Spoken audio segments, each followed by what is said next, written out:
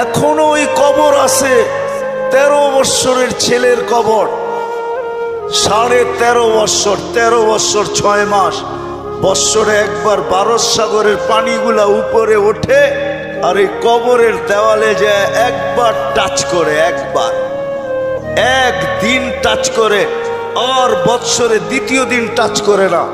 কিতাবি কথা বলতেছি না, আমি জিজ্ঞাসা করছি কমরু আইল্যান্ডে কেন টাচ করে, আমরা বলতে পারবো না।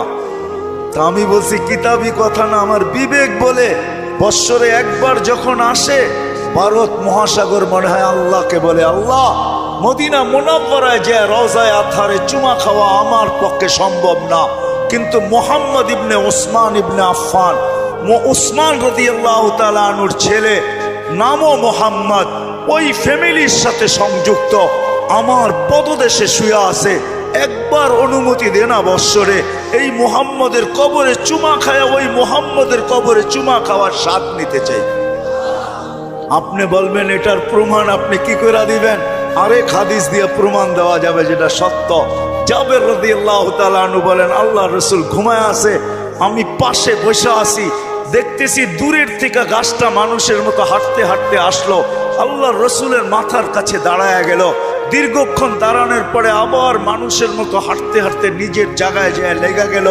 বুঝাই যাইতেছিল না ও একবার উঠছে আবার ফিরত আসছে।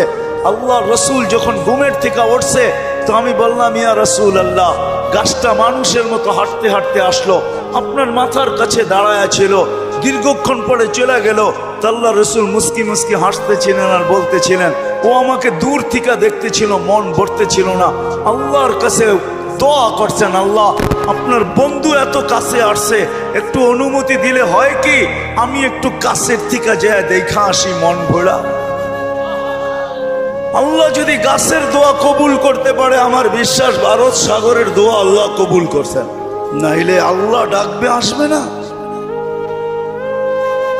আর শুধু নামাজের জন্য তো ডাকে না, নামাজের জন্য ডাকে না, শত জিনিস দেখানো যায়, শত জিনিস দেওয়ার জন্য ডাকে, শত জিনিস। সবগুলাকে একসাথে বলি, নামাজের জন্য আল্লাহ ডাকেন না। আপনার আমার এই ছোট জীবনটা পূর্ণতা লেখা দেওয়ার জন্য ডাকেন, পূর্ণতা লেখা দেওয়ার জন্য। বলবেন এটা কোত্থেকে বাড়ি করলেন? হাদিসে আছে, ইদা সালুহা সালুহা সাইরুল আমাল, নামাজ ওকে, জীবন ওকে। আল্লাহ বলে তোর জীবনটাকে পূর্ণতা লেখা দেওয়ার জন্য তোকে মুসল্লায় ডাকতেছি, নাহলে ডাকার প্রয়োজন ছিল না। তোকে কেন ডাকবো? তুই কে?